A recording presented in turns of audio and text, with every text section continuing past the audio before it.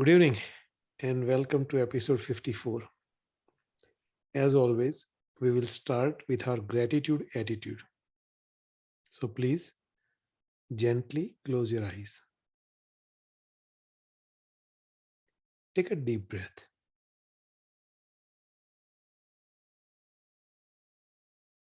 As you exhale, relax your body.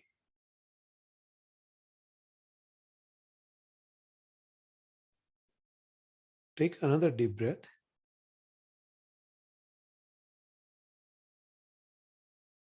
As you exhale, relax some more.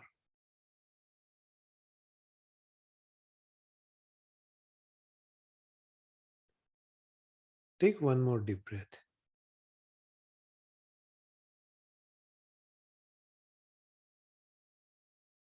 This time, completely let yourself go.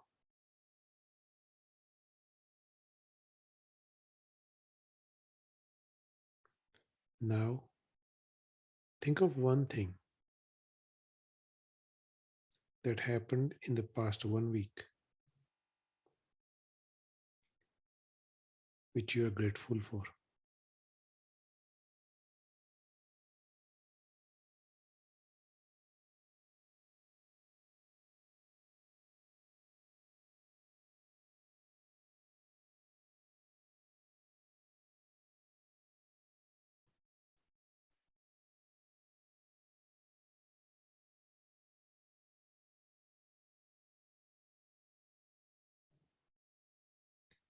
Once you have identified that,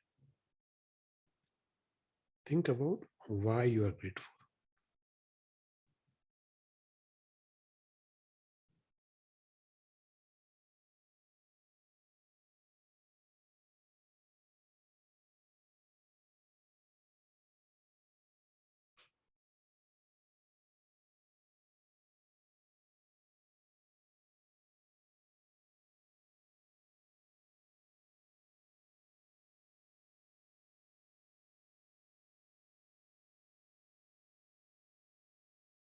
And now it's time to let it free. If you are by yourself, say it out loud what you are grateful for and why.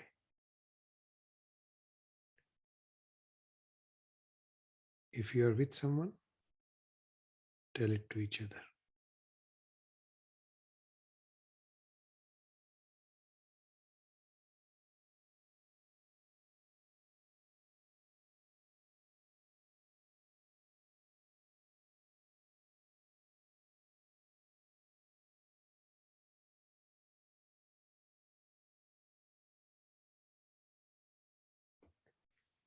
Okay,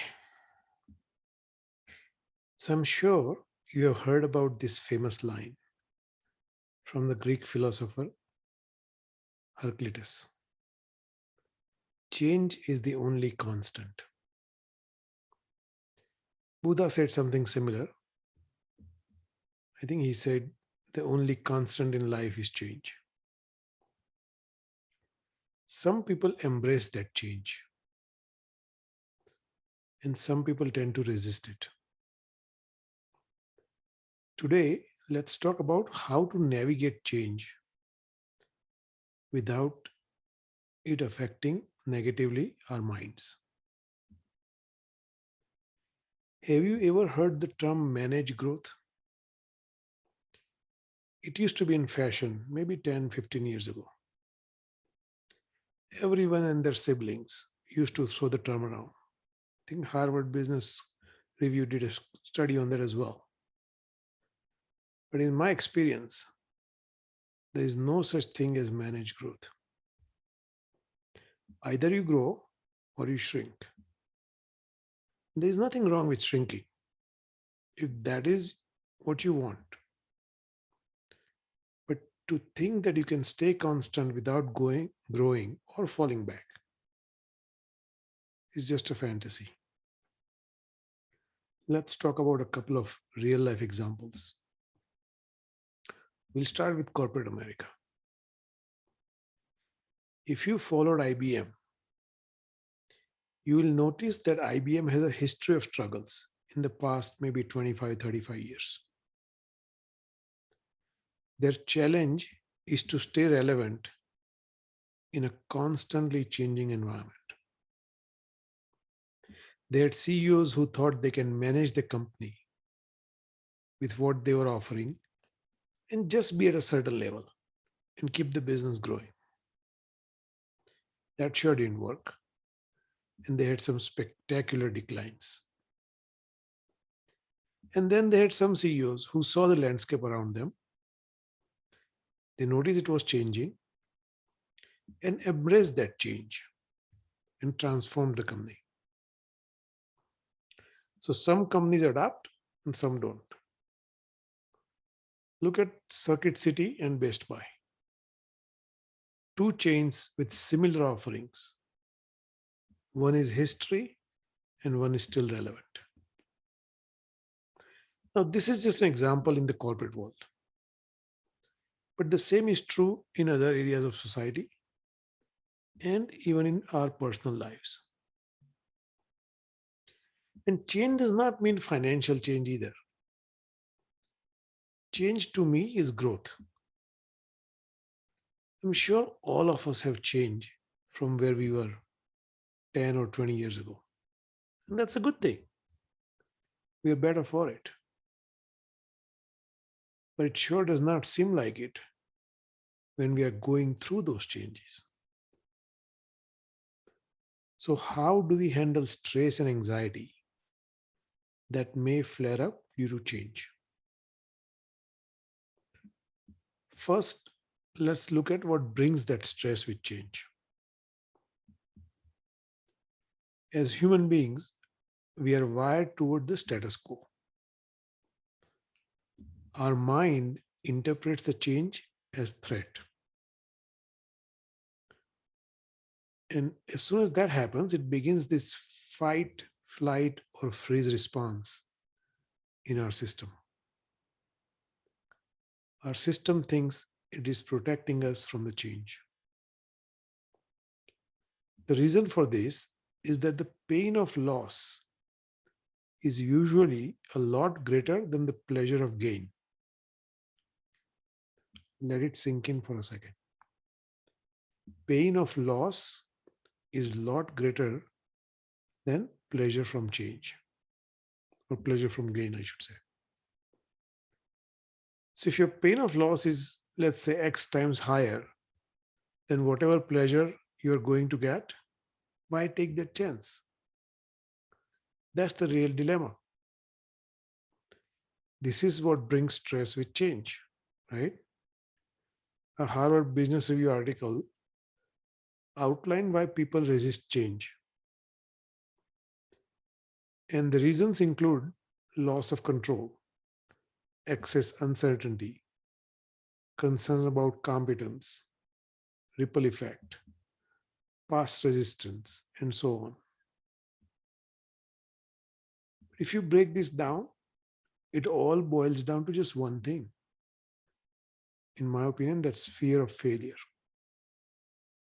More specifically, the pain that comes from failure. So, how do we handle this stress induced change? And more importantly, embrace the change? So, first, let's talk about handling stress that is caused by change. The first thing to do is to make sure that we understand the consequences of change. Often we are stressing out because we are not prepared for change. If we look at the change in a rational way and see it through all its implications, we'll be able to break down what preparations we need to make for different potential outcomes of change. Once we have clear ideas as to what can happen and how we may handle that, 90% of the stress goes away. Now we are ready for that change.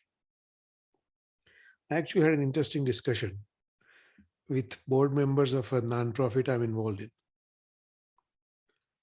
We've been growing like weeds in the past 3 years.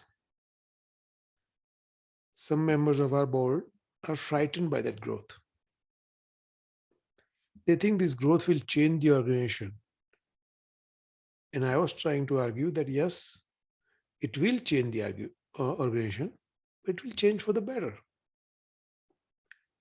I tried to explain that how big an impact we were making by this growth and that we needed to prepare for this and take certain action now so that as the growth continues, we are not caught off guard. You see, some people like the status quo. Taking action means making decisions and bringing in change. They're just not ready for it. Maybe someday they will be. But hopefully, it's not too late because if you don't grow, you might end up shrinking. So, how do we embrace that change? We must look at what that change brings. What kind of positive outcome may be associated with the change? We also need to look at negative outcomes of not embracing change.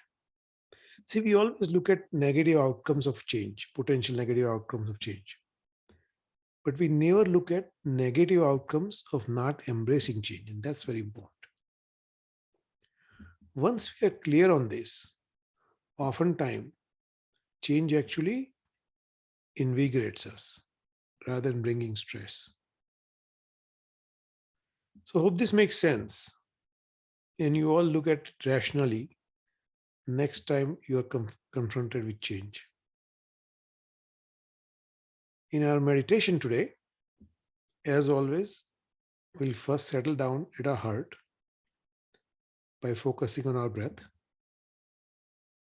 Then we'll observe awareness of the universe. If a thought arises, let's label that thought today. Every thought that comes to mind, we will put a label on it.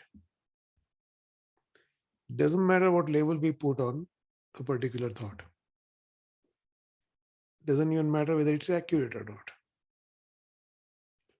You will notice that once we put a label on a thought, chances are a new thought may pop up. But eventually it will subside. And if we begin to label our thoughts like this in our meditation,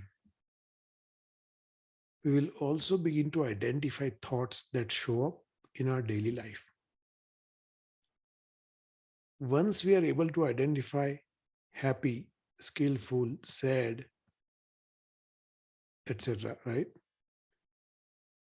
We'll be able to drop negative thoughts. And that's the point of the whole exercise, right? So if you're ready, let's begin. Please get into your meditation posture in a cross-legged position. If you are sitting in a chair, make sure your legs are straight.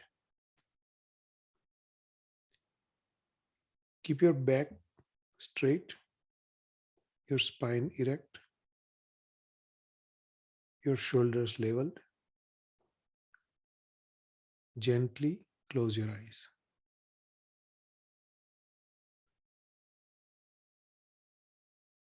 Keep your mouth just a little bit open. That way, any stress you may have accumulated will dissipate.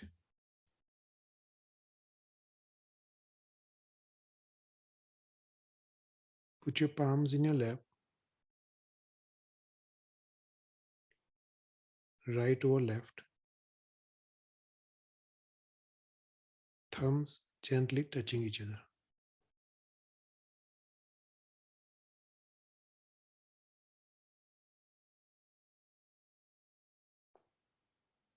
Now, take a deep breath.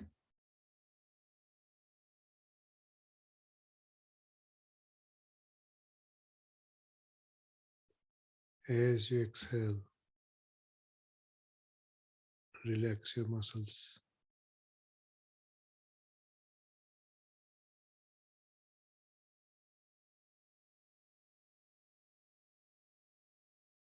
Take another deep breath.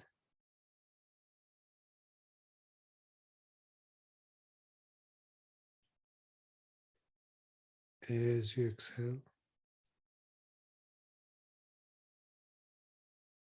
relax some more.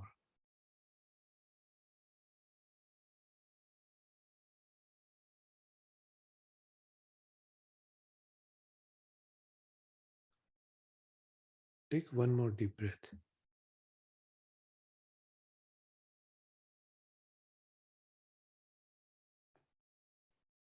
This time, completely let yourself go.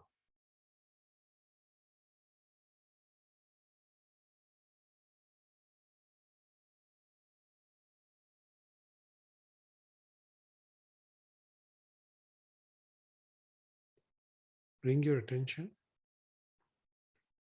to the sensation of your breath at your nostrils.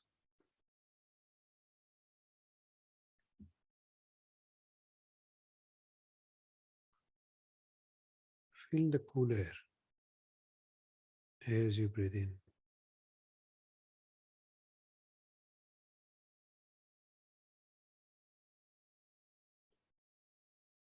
Feel slightly warmer air as you breathe out.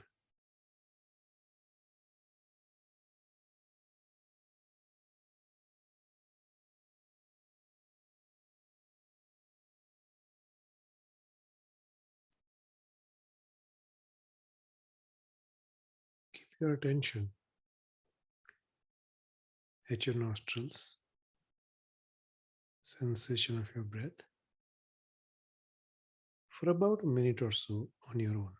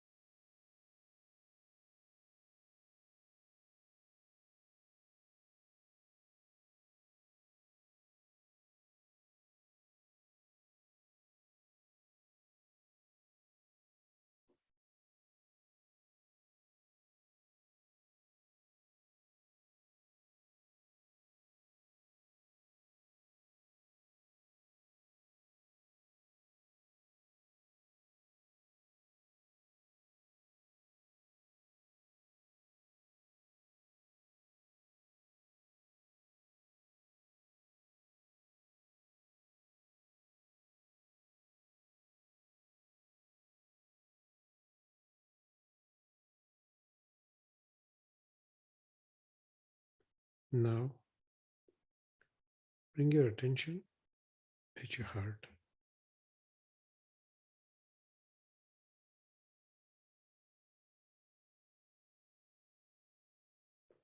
Imagine everything that happened before this moment melts into light and disappears.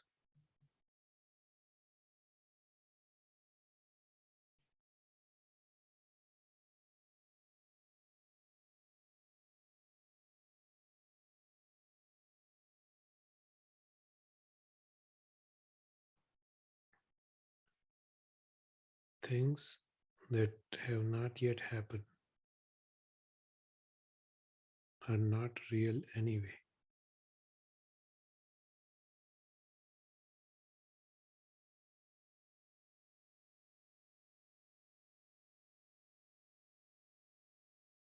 So it is just this moment.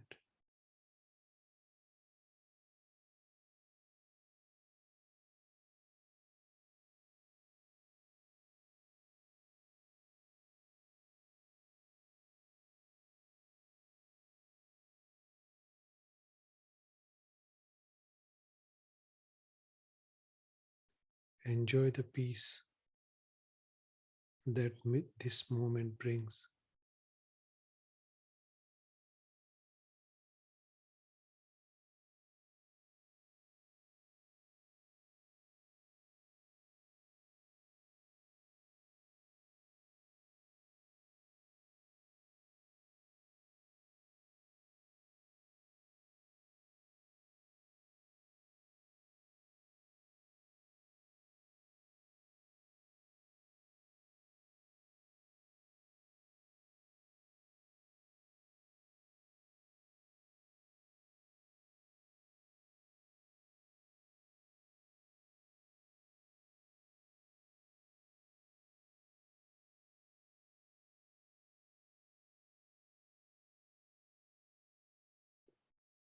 Let that peace bring the peace for the next moment.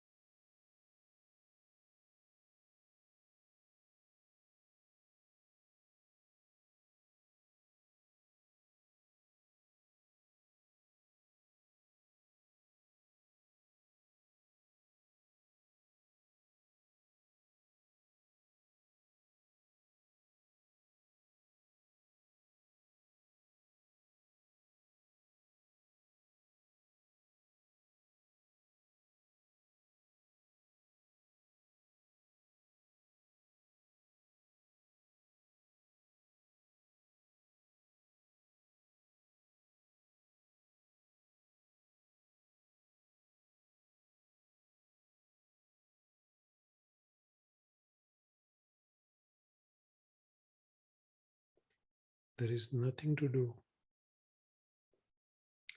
nowhere to go.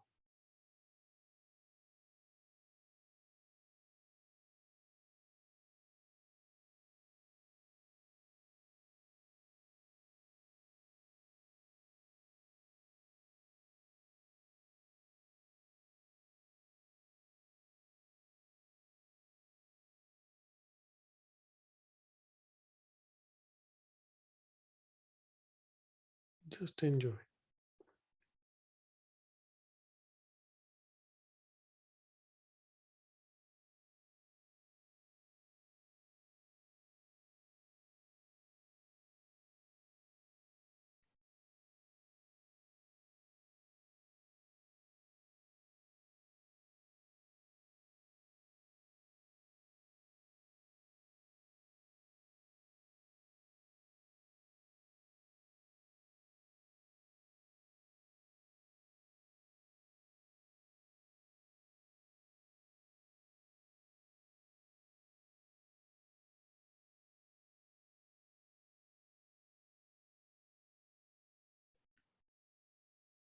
Now, observe the vast awareness that is this universe.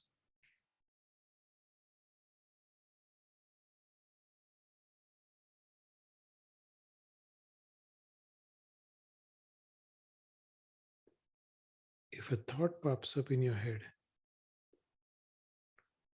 gently label it with whatever label comes to your mind. Doesn't have to be accurate.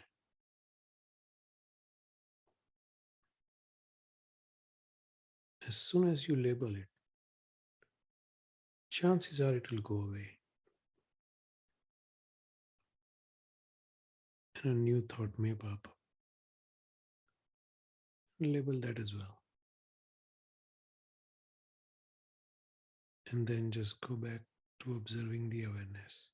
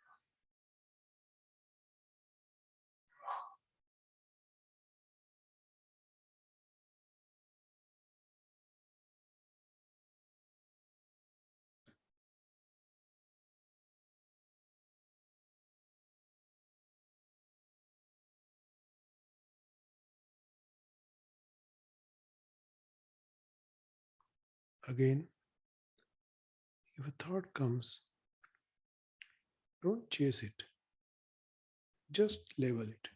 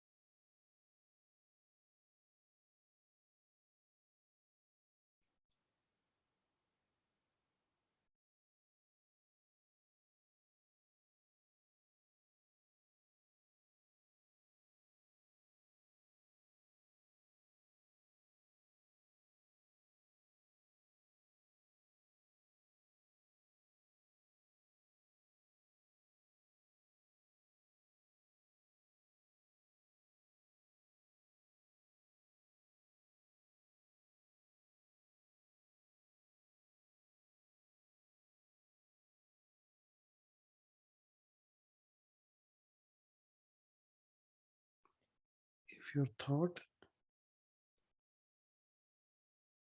taken you in a different world, please come back. Go back to sensation of your breath for about 10 breaths, and it will calm you down.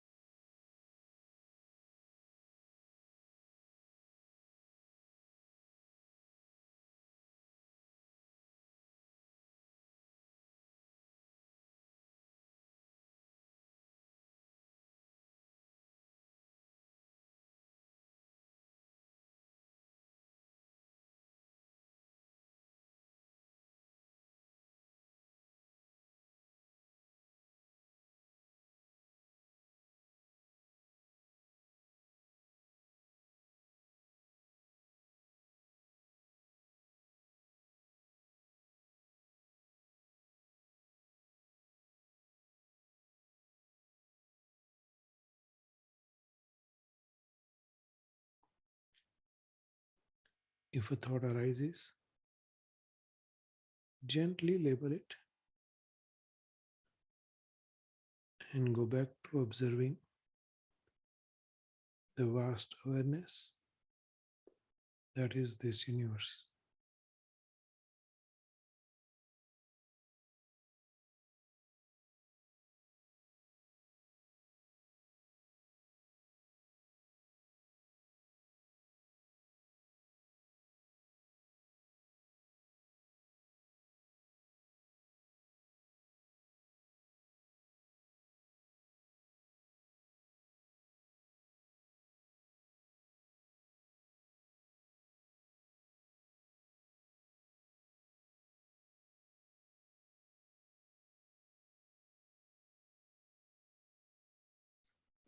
When you're ready, gently open your eyes.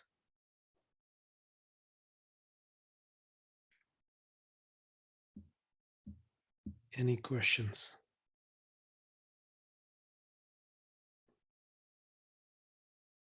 Nirav, Yeah. sometimes I can't get myself settled down enough. What should I do to kind of get myself more settled? So if you have days when it's difficult to settle down, Mhm. just stay focused on the sensation of your breath and don't carry on further. If your focus is strictly on your breath, sometimes it may take 20, 30 breaths instead of 10 breaths, but Okay, it will settle you down. Um, just don't, go beyond sensation of your breath until you feel like you settled. okay. So I think maybe I haven't gone far enough then. Okay, thank you. Yeah. Yeah. So, we usually go for, I don't know, minute or so on sensation of your breath. But if that doesn't help, then go for 2 minutes or so. Okay, Then it should help. okay, great. Good, thank you. You're welcome. Any other questions? Premo? No, I was going to say that happens sometimes to me as well, especially if there's like if your mind is running, there's an issue going on at work or something like that. It's just difficult to disconnect on some days. And if you had a days like that where it's difficult to disconnect, what tends to help is if you do your breathing, 10 deep breaths while that is going on, not during meditation, but while that is going on, right? So if you have hectic day at the work, every hour, maybe every 2 hours, just stop, take 10 deep breaths. If you do that throughout the day, it will also help settle down faster during your meditation. Okay. Yeah, that's a good one. Yeah, try that. Any other questions? Okay, I'm going to stop recording.